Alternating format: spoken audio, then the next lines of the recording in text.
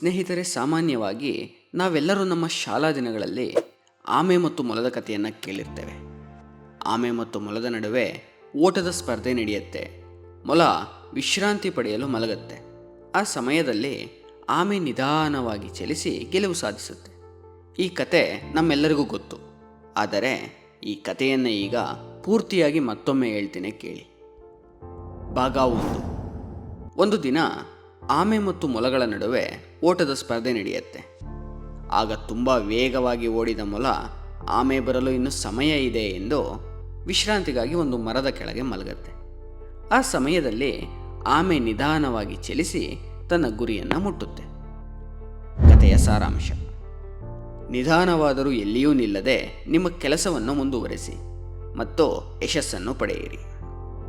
ಭಾಗ 2. ಈ ಬಾರಿ ಮೊಲ ಮತ್ತು ಆಮೆಗಳ ನಡುವೆ ಮತ್ತೆ ಓಟದ ಸ್ಪರ್ಧೆ ನಡೆಯುತ್ತೆ. ಇಂದಿನ ಬಾರಿ ಸೋತಿದ್ದ ಕಾರಣಕ್ಕೆ ಮೊಲಕ್ಕೆ ತುಂಬ ಅವಮಾನವಾಗಿರುತ್ತೆ.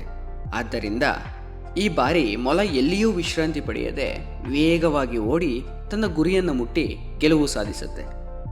ಕಥೆಯ ಸಾರಾಂಶ: ನಿಮ್ಮ ತಪ್ಪುಗಳಿಂದ ಕಲಿಯಿರಿ ಮತ್ತು ಅದೇ ತಪ್ಪುಗಳನ್ನು ಮತ್ತೆ ಮಾಡದಿರಿ. ಭಾಗ 3.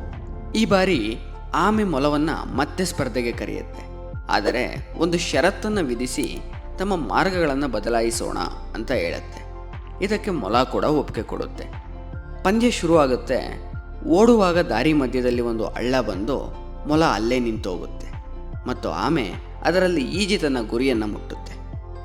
ಕಥೆಯ ಸಾರಾಂಶ: ನಿಮ್ಮ ಸಾಮರ್ಥ್ಯದ ಬಗ್ಗೆ ತಿಳಿದುಕೊಳ್ಳಿ ಮತ್ತು ನಿಮ್ಮ ಸಾಮರ್ಥ್ಯಕ್ಕೆ ತಕ್ಕಂತೆ ತಂತ್ರಗಳನ್ನು ಬದಲಾಯಿಸಿಕೊಳ್ಳಿ. ಭಾಗ 4. ಈ ಬಾರಿ ಮೊಲ ಮತ್ತು ಆಮೆಗಳೆರಡು ತಮ್ಮ ತಮ್ಮ ಬಲ ಮತ್ತು ಬಲಹೀನತೆಗಳನ್ನು ತಿಳಿದುಕೊಂಡು ಇಬ್ಬರ ನಡುವೆ ಒಪ್ಪಂದಗಳನ್ನು ಮಾಡಿಕೊಳ್ತವೆ. ದಾರಿಯಲ್ಲಿ ಓಡುವಾಗ ಆಮೆ ಮೊಲದ ಮೇಲೆ ಕುಳಿತು ಮೊಲ ವೇಗವಾಗಿ ಸಾಗುತ್ತೆ ಮತ್ತು ನೀರಿನಲ್ಲಿ ಮೊಲ ಆಮೆಯ ಮೇಲೆ ಕುಳಿತು ಹಳ್ಳವನ್ನು ದಾಟುತ್ತೆ. ಹೀಗೆ ಆಮೆ ಮತ್ತು ಮೊಲ ಹಿಂದಿಗಿಂತ ವೇಗವಾಗಿ ತಮ್ಮ ಗುರಿಗಳನ್ನು ಒಟ್ಟಿಗೆ ತಲುಪುತ್ತವೆ. ಕಥೆಯ ಸಾರಾಂಶ: ಒಂದು ಗುರಿಯನ್ನು ಸಾಧಿಸಲು ಕೇವಲ ನೀವು ಮಾತ್ರ ಶ್ರಮಪಟ್ಟರೆ ಸಾಲದು. ಎಲ್ಲರಲ್ಲೂ ಅವರದೇ ಆದ ಬಲ ಮತ್ತು ದೌರ್ಬಲ್ಯಗಳು ಇರುತ್ತವೆ. ಆದ್ದರಿಂದ ನಿಮಗೆ ಇರುವ ದೌರ್ಬಲ್ಯಗಳನ್ನು ಹೋಗಲಾಡಿಸುವಂತಹ ಸ್ನೇಹಿತರು ನಿಮ್ಮ ಜೊತೆ ಇರಬೇಕು ಮತ್ತು ನೀವುಗಳು ಒಟ್ಟಿಗೆ ಕೆಲಸ ಮಾಡಿ ನಿಮ್ಮ ಯಶಸ್ಸಿನ ದಾರಿಯನ್ನು ಸುಲಭಗೊಳಿಸಿಕೊಳ್ಳಬಹುದು. ಈ ಮೇಲೆ ಹೇಳಿದ ಕಥೆಗಳನ್ನು ಸಾಧ್ಯವಾದಷ್ಟು ನಿಮ್ಮ ಜೀವನದಲ್ಲಿ ಅಳವಡಿಸಿಕೊಂಡು ಯಶಸ್ವಿಯಾಗಲು ಪ್ರಯತ್ನಿಸಿ.